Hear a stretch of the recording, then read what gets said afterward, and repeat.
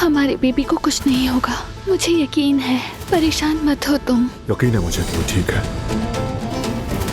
जो हमसे मोहब्बत करता है उसकी कदर करनी चाहिए।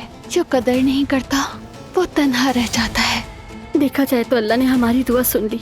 ये बुरा वक्त भी गुजर जाएगा। मेरा दिलान, पेट आ रहा है डॉक्टर।